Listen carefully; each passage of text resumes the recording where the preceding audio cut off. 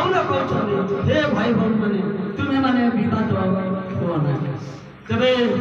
Abraham ठारू विवाद न हेबा पाई लोट कोन कोन अपना संपत्ति धरी से अलगा हला कारण से बहुत संपत्ति तार थिला तेणु आम भितर विवाद न हेउ बोली से माने परस्पर अलगा हले तेणु प्रिय प्रभु लोक माने धर्मशास्त्र रे हम देखिबा पारछु हितोपदेश तार 25 पर्व तार 8 पद रे ज्ञानी सलोमन बड़ सुंदर कथा कहନ୍ତି हितोपदेश तार 25 पर्व तार 8 पद रे रहस्य विवाद करिबा को हठात बाहर को जाओ नाही मन रखो विवाद करिबा को हठात बाहर को जाओ नाही गले तहिर शेष रे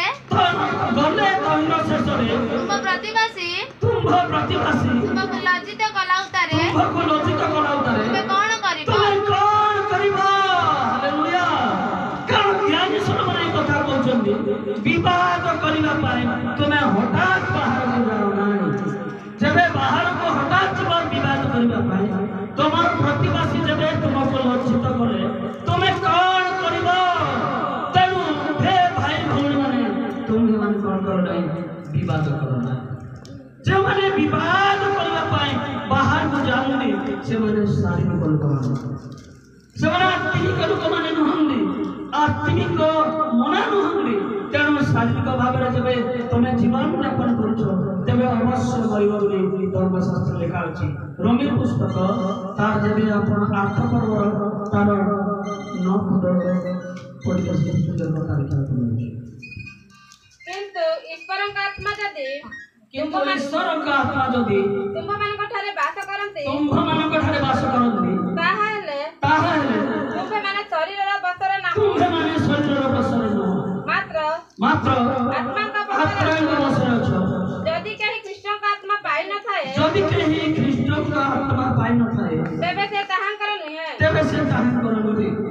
तेणु शिकार हितो ईश्वर का आत्मा जबे ए क्रिश्चियन भीतर नहीं तबे शिकार हितो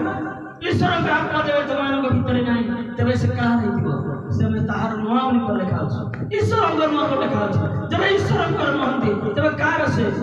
जगत आत्मा लोक से शैतान लोक तेणु ए शैतान को लोक सब बेले से कोन करिवो परस्पर विवाद